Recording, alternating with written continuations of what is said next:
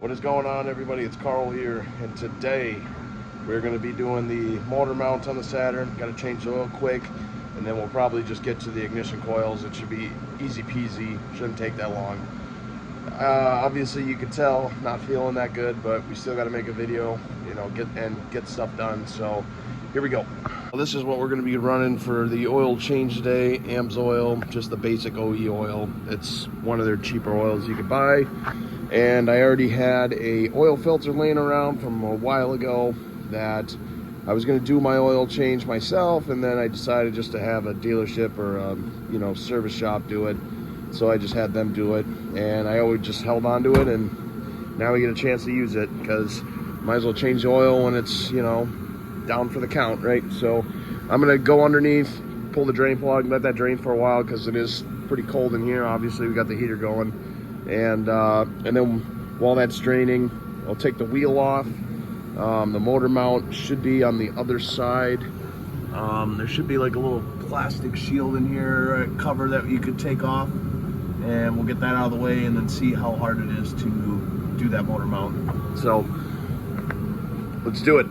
Alrighty, so I got the kind of inner splash shields out, and I do have the motor mount out, and I'm going to show you what I had to do. So the only way to get that motor mount out is there's 4 bolts, and that goes to this bracket right here that bolts to the front of the motor. So you got 1, 2, 3, and 4, right? And then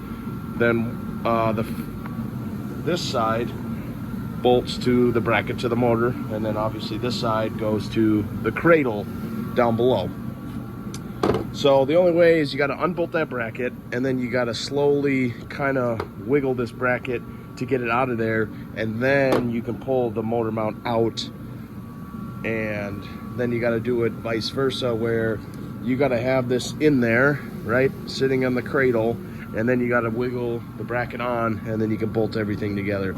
Otherwise you would have to jack up the motor, which you would have to take off the top motor mount, and at that point that's a lot more work. This actually only took about 15 minutes, but I want to show you this old motor mount. I mean, you can clearly see it definitely needed to be replaced. I mean, that is bad. That's really bad. So I'm gonna put this new motor mount in and call this one a Dunzo Washington, as I like to say. And then we'll start on the ignition coil. Turns out I bought the wrong one off of Rock Auto, so we're not gonna use that, but thank God I bought one off of Napa.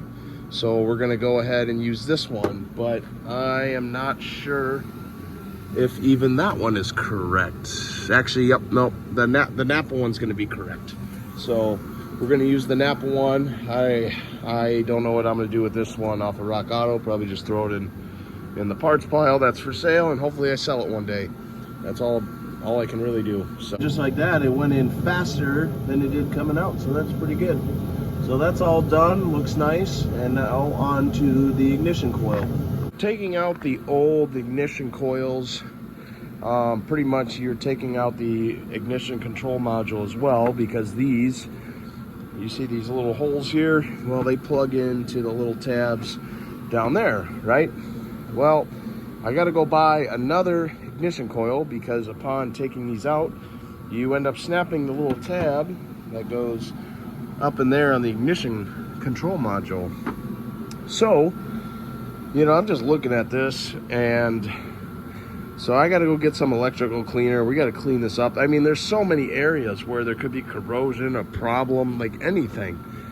And, at least it's easy enough to take out. So if we just clean it up, we put it back in, and there's still a problem, it wouldn't be too hard to swap it out with the new one. But the only problem is these cost $100.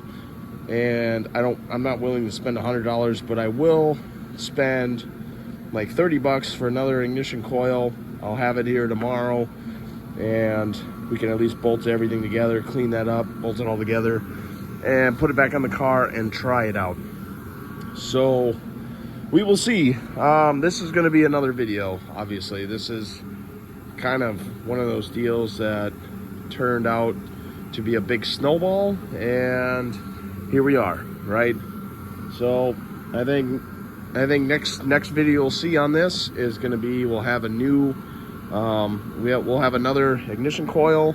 We'll have this all cleaned up, and then we'll take it for a test drive, see how it acts, if it still misfires. If it misfires, then, you know, we got to do a little further diagnosing if it's the control module, or if it's a spark plug wire, or even a bad spark plug, even though we put new spark plugs in, or even the motor doesn't even have compression in that one cylinder anymore.